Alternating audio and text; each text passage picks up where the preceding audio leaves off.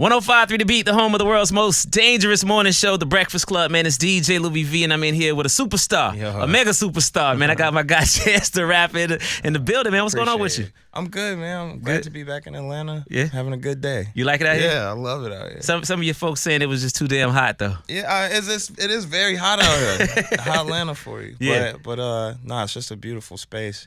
A lot of awesome people, friends that I have out here. That was a good way to put it. Yeah, no, it's just like, I mean, I might as well say this is the real chocolate city. Like, yeah. This is like a beautiful space with a lot of cool Black friends that I've had since I was younger, and I've always just held this space close to my heart. Is in your career or early in your career, you ever found yourself like wanting to, stay out here or probably get a crib out here? That was my goal. Yeah. At one point, I wanted to go to Clark, and at one point, I wanted to buy. We were looking for cribs out here, but I always used to do like short stints out here. Me and my wife would come out here for like a couple months at a time. Dope. And just rent. But yeah, it's like there's no place like Atlanta for real. I felt the same way. I was telling them that my last market was Indianapolis, so I would literally drive to Chicago, gain that hour back, but be cold as shit. You know what I'm saying?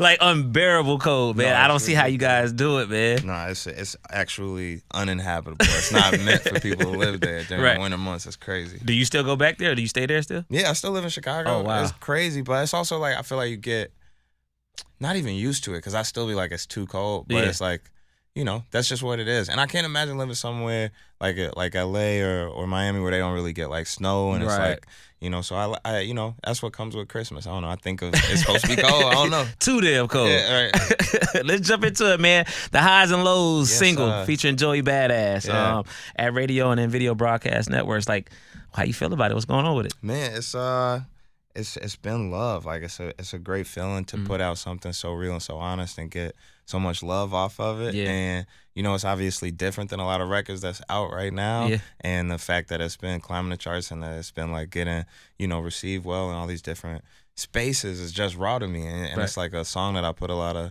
you could tell I put a lot of heart into it and a lot of like realness into it. And then obviously like did my thing from my artistry level. Like I'm a rapper. I'm the rapper. So it's like but I'm very, very proud that like people are willing to take a record that's so real and hold it up so highly.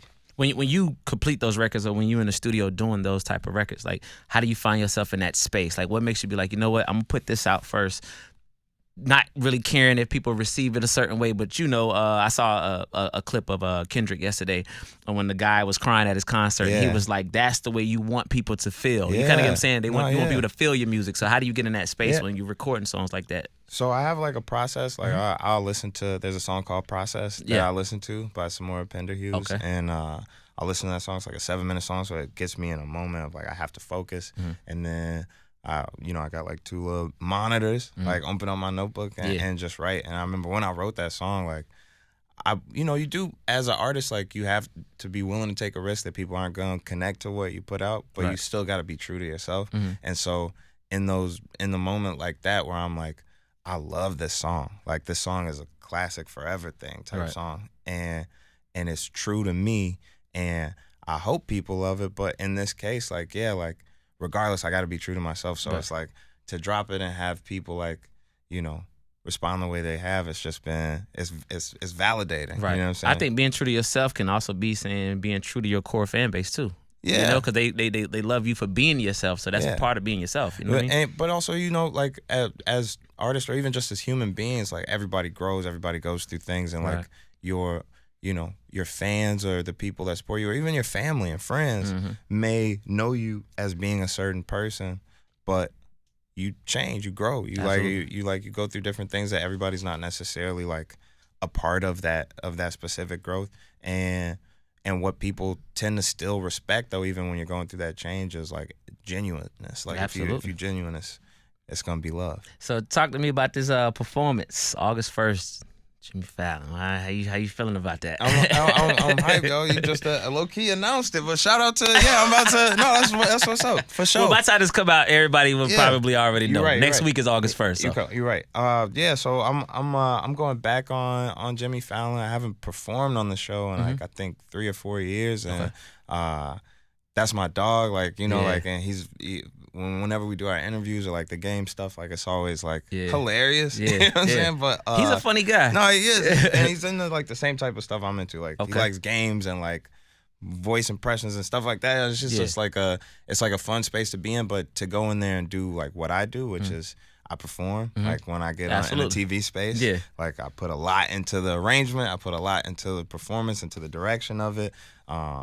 If you've been seeing like lately, like I got into a point where I could control the broadcast and get my text on the screen. Yeah, so I'm like, fire. I'm going back in there to disrupt and to like do my thing as a performer this time again. And it's gonna be beautiful. I don't want to tell like the whole thing. Yeah, I get it, but I guess you're planning for one of the most talked about performances on Fallon for the year. Let's just put it like that. That's how they usually go. Now, speaking of performances, because I got hype about this when I was reading the notes and stuff, because I've been before. I've been to Ghana. Yeah, I went to Africa 2019 Christmas for the 400-year anniversary. Yeah, the year of the return. The year of the return. And I just remember what it was like. I remember how many people it was out there. I remember that trip. Like, that was special, you know, because that was right before COVID. So that was like some people's first and last time.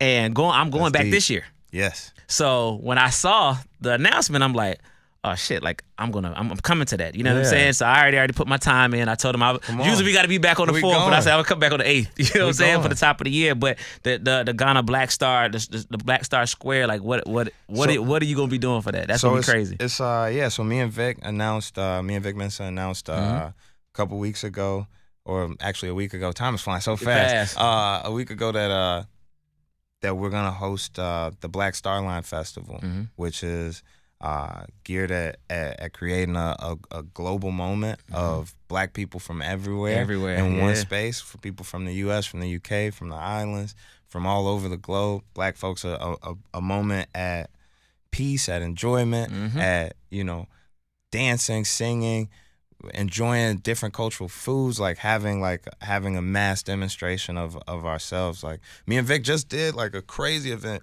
in Chicago, a Juneteenth event, 15,000 people out there. I was going to ask you about that. Yeah. I was going to ask you about the details of that. I didn't get to make it out there, but when I read about it, I was like, damn, this reminds me of Africa. And that's what we're going to do there. And then when you put that out there, I'm like, oh shit, like they're going to be in Africa the same time I'm going to be in Africa, and I'm going to Ghana again, because I got a great experience while I was there, but I didn't get to see everything. I was there for like 11 days. This time I'm going back for 14 days. Yeah, you got to go for a decent amount of time. I've actually only been there both times I went. I was there for like 9 days, so I didn't really get to like once you get there, everybody's like, so when do you change your flight to? Because it feels like you want to just stay, right? Yeah. But I feel like a lot of people, globally, our people aren't necessarily all the way, because I wasn't educated on how influential Ghana was on the whole worldwide liberation of Black folks. Did you go to the slave castle? I didn't make it to Elmina Castle. Oh man, I'm gonna do that research, and it is true. Ghana was was the biggest slave port, so it was the biggest exit point for so many West Africans. But also in 1957, when Kwame Nkrumah became president and liberated the Gold Coast from the British and named the country Ghana, that was the first sub-Saharan African country to get its independence, and every country after that followed. And then obviously the 50s and the 60s right after that, like us in the U.S., we're going through civil rights. So like that was like a spark plug that changed the wave of everything. And we're only 65 years out from that change. That's like crazy. Feels like right when you think That's that these crazy. African countries been around forever, but That's really crazy. we've all been going through the same subjugation globally. That's the Black experience as it was. And now we're getting to this moment of collective thought and revolution where, because the world is so like globally connected and travel is so much easier and communication is so much easier, now it's our time to talk and get together and have events like this. So like what I see is exactly what you was mentioning and with the Beyond the Return, but just a high scale, global event where we could come together and just be. I know you're gonna have some dope surprises. I cannot stress how crucial this is going to be. Yeah, I'm ready. Again, like I said, because when I was there, I went to Afrochella. Yes. And Afro-Nation. Afrochella's the weekend before. So I think a lot of to. people are gonna be like, I implore everybody to come at least a week before. You know what I'm saying? Are you doing anything for New Year's? Because I like spending my New Year's out there. I'm gonna be out there for New Year's. I'm gonna be at Afrochella. Okay. But I think yeah, I can't stress enough. Like come out, like when you're planning your trip, like plan to spend New Year's there because it's like an experience like no other. Like, so this new project. Yes, sir. I know there's no release date as of yet, but you know what I'm saying. What are some of the things that you're putting into, like as far as like is it more personal to you, or this go around, I guess, with growth when it comes to just again like even with Africa, the things that you're just experiencing with life. Like, what are you putting into this new project? This project is a lot about collaboration and connection. Okay. So I've been working with I've been putting a lot obviously into my writing. Like it's very visible. Like just in the caliber of the verses that I've been dropping, it's just been, I'm in a space where I'm trying to communicate at the highest level on the most important topics to me. Okay. But in terms of like relaying those messages, sometimes like you need other languages, some visual languages. So I've been behind the camera more, and I've gotten much better at direction on my videos. I have a whole visual language now.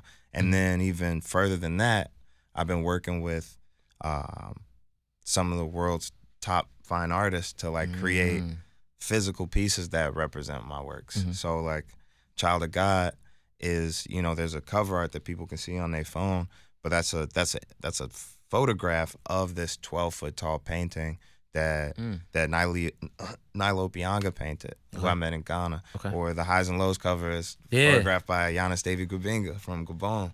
But I'm working with all these different black artists from around the globe to like create, a physical, tangible piece of music. So it's like that piece will forever represent it. And so is it more so like not only will somebody get the music, but also get the art and and everything behind it? Yeah, it's all art, and it's all like we're the same way that, not the exact same way, but like us as a people, we are like the first and largest commodified like people. Like the capitalism is born out of us. Like hyper Western capitalism comes from our existence. So it's like we, like as artists, the ones that are the highest communicators, we often find our work commodified or objectified or something that's like used as commerce or transactional on our side as musicians and as like painters, sculptors, the folks that get caught up in the gallery world. And so it's only through connection and conversation and making new works that we can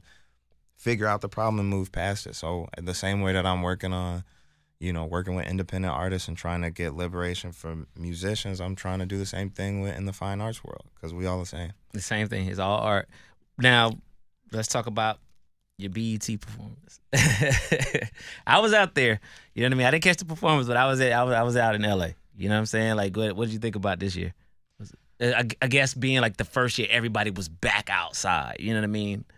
I mean, it's like when I get on TV and I perform, it's like a switch. I perform, That's the real me. Yeah. Like I have to be calmer and, and like, I'm a different person when I'm doing interviews and talking in real life and just walking around. Like I feel like I'm on my like Clark Kent shit. Like I'm like, I gotta hide who I really am. You know what I'm saying? But then when I get the opportunity to speak my pieces, you know what I'm saying, to say what I really mean when I'm making these songs and do it in front of like literally millions of people. And BET Awards, like that's like something that's syndicated and this was so the many highest, African. This was the highest watched one. I heard. Yeah, so. I heard. It's a thing. Like we have to like speak to each other, and so like.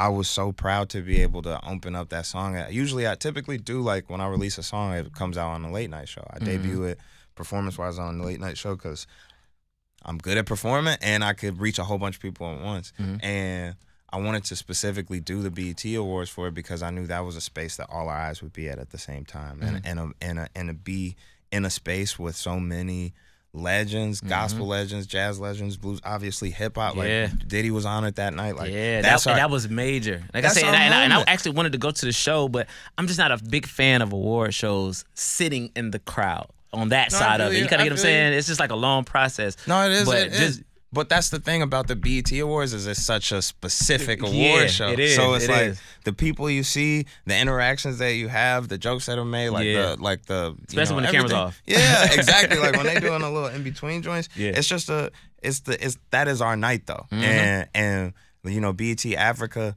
was then there. So like that was syndicated in so many different black countries, in Brazil and, you know, in Central America and in South Africa and all over the world. Like people are tuned in. Black folks are tuned in to see what culture is. That's the moment for everybody. So it was fire to be able to speak my piece. Absolutely. To do the highs and the lows on that stage and to see like you see motherfuckers in the crowd like standing up. You don't see that all the time. Listen, you know what I'm I'm saying? Like watching from my hotel and I'm looking at the energy and I'm like, shit, I should have been there. You know what I'm saying? But it was just one of the things like, you know what, I just kind of want to watch it from TV. I don't really, because I've been to the shows before, so I just know how that process goes, and I'm like, It's a whole thing. Like I feel you on the award shows. Like it's not really fun to sit at an award show at all.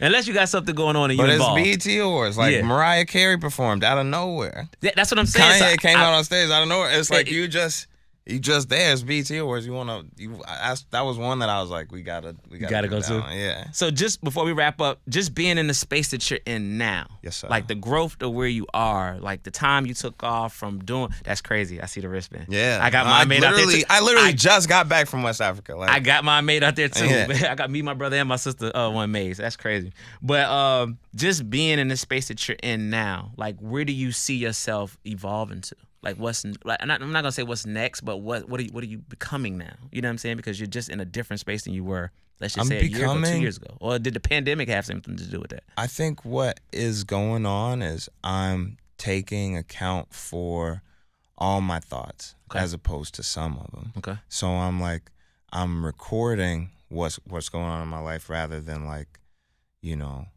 trying to organize it in a pretty way.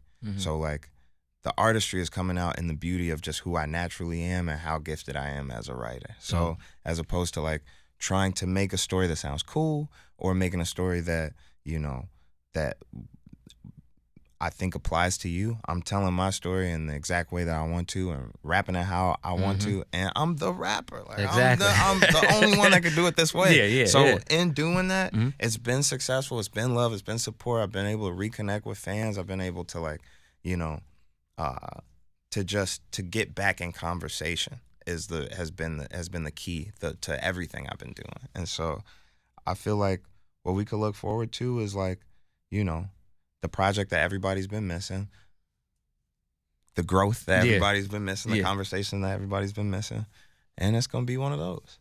I appreciate you, brother, for stopping through, coming through to Atlanta. I know it's hot. You know what I'm saying? I'm sure you want to get back to Chicago. But again, looking forward to connecting with you again, seeing you out there in Africa. Once again, I'm going to be out there. So I can't wait to see you do your thing as well as seeing you do your thing on the Fallon show. So again, I appreciate you once again, man. All right? Appreciate you, man. Thank you. No doubt.